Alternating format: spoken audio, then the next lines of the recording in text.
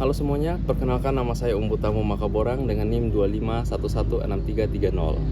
Selamat datang di video presentasi kami.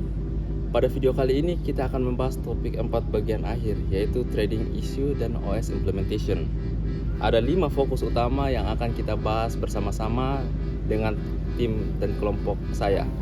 Yang pertama itu ada isu fork dan async dalam multi trading trade cancellation. Yang kedua ada asynchronous versus different thread local storage atau TLS. Kemudian ada scheduler activation. Kemudian ada perbandingan implementation thread di Windows dan Linux. Langsung saja kita ke pemateri pertama. Halo, perkenalkan nama saya Haidar Abdul Aziz dengan NIM 25116298. Kali ini saya akan menjelaskan dua topik, yaitu semantic fork dan exec serta sinyal handling. Satu, semantic fork dan excel dalam sistem multi-threaded. Jika sebuah thread memanggil fork, pertanyaannya adalah apakah yang diduplikasi hanya thread memanggil atau seluruh thread dalam proses? Jawabannya tergantung sistem operasi. Ada Unix yang hanya menyalin thread memanggil, ada juga yang menyalin semua thread. Sedangkan exec berfungsi memanggil proses atau mengganti proses lama dengan program baru, termasuk seluruh thread di dalamnya. Jadi, jika setelah fork langsung exec, masalahnya duplikasi thread tidak terlalu penting. 2. Sinyal handling. Sinyal adalah mekanisme untuk memberitahu proses bahwa ada sesuatu kejadian. Jenis-jenis sinyal synchronous berasal dari thread sendiri, contoh pembagian 0. Kedua, asynchronous berasal dari luar, contohnya control C. Setiap sinyal memiliki handler, default handler dari kernel user defined handler sesuai kebutuhan program pada sistem multi-threaded. Sinyal bisa dikirim dengan beberapa cara, ke thread terkait, ke semua thread, ke thread tertentu, dan satu thread khusus penerima sinyal. Setiap cara dipilih sesuai kebutuhan aplikasi. Selanjutnya akan diserahkan ke saudara Yusuf. Perkenalkan, nama saya Yusuf Anafi Musabaibatullah dengan NIM 25116312. Di sini saya akan melanjutkan materi yang selanjutnya, yaitu materi kedua. Di sini terdapat thread cancellation. Thread cancellation adalah proses menghentikan sebuah thread sebelum tugasnya selesai. Thread yang akan dihentikan ini disebut target thread. Ada dua pendekatan umum dalam thread cancellation. Satu, asynchronous cancellation. Pendekatan ini, thread yang meminta pembatalan akan langsung menghentikan target thread dan tanpa menunggu juga. Ini sangat cepat dan tapi beresiko. Resource bersama bisa tidak sempat dilepas dengan benar. Yang kedua ada different cancellation. Pendekatan ini lebih aman. Target thread secara berkala memeriksa sendiri apakah ia sudah diminta untuk dibatalkan. Jika iya, baru ia menghentikan dirinya sendiri di waktu yang tepat. Dalam thread atau POSIX thread itu pemanggilan fungsi cancellation hanya meminta pembatalan. Apakah benar-benar terjadi? Itu tergantung status cancellation dari target thread itu sendiri. Jika thread menonaktifkan cancellation, permintaan tersebut akan tetap pending sampai thread mengaktifkannya kembali. Tipe default adalah deferred cancellation dan pembatalan yang terjadi saat thread mencapai cancellation point. Misalnya saat memanggil thread underscore test cancel. Setelah itu clean up handler akan dipanggil untuk membersihkan result. Di sistem Linux, thread cancellation ditangani melalui mekanisme sinyal.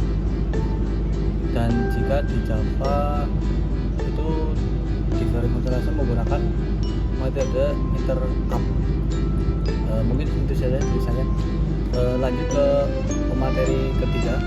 Perkenalkan, nama saya Renaldi Farus Firmansyah dari NIM 251163338. Di sini saya akan menjelaskan trend local storage TLS dan scheduler activation.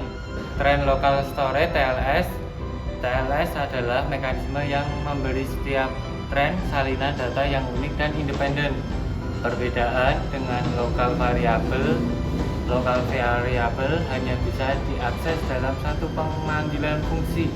TLS bisa diakses lintas pemanggilan fungsi selama dalam trend yang sama. Persamaan perbedaan dengan static data mirip static data, tetapi setiap tren punya versi datanya sendiri, tidak saling mempengaruhi. Kegunaan menyimpan data seperti ID, transaksi, atau status koneksi yang berbeda di tiap thread terutama berguna pada thread pool. 2. Secondary activation, mekanisme untuk mengatur komunikasi antara user level, trend library, dan kanal. Dalam model trading M2M atau two level, komponen utama LBP, link waiting proses perantara antara user trend dan kanal trend, berfungsi sebagai virtual processor. Up calls, komunikasi dari kanal ke thread library untuk memberitahu event tertentu. Misal thread akan memblok.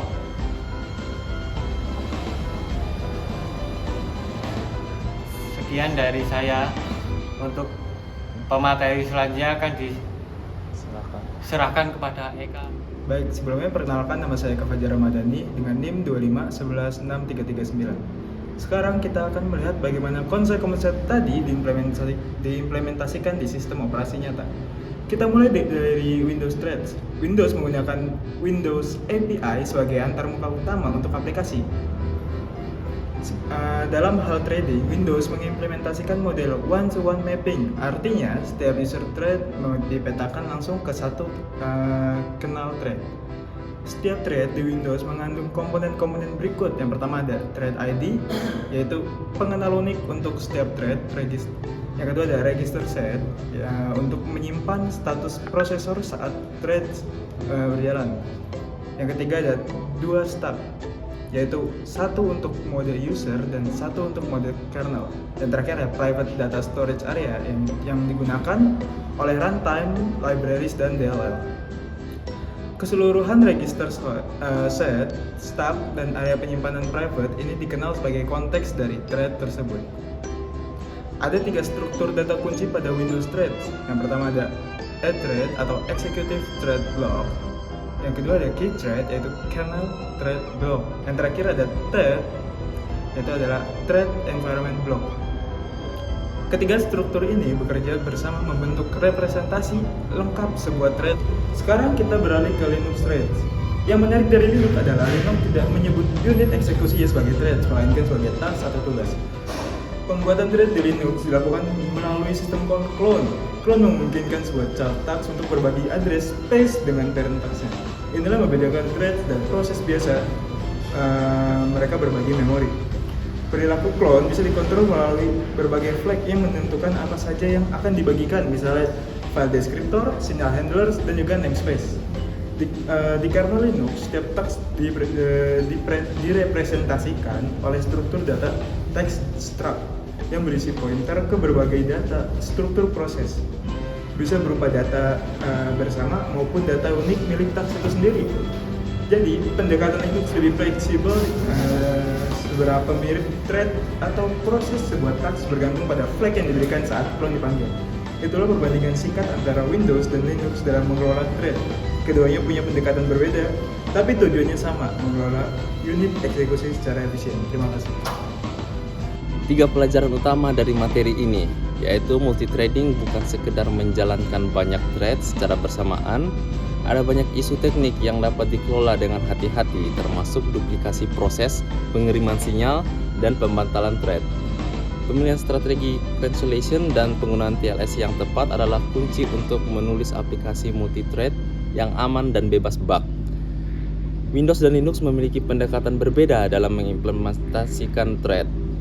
Memahami keduanya membantu programmer memilih strategi yang tepat dan sesuai untuk setiap platform yang akan mereka gunakan.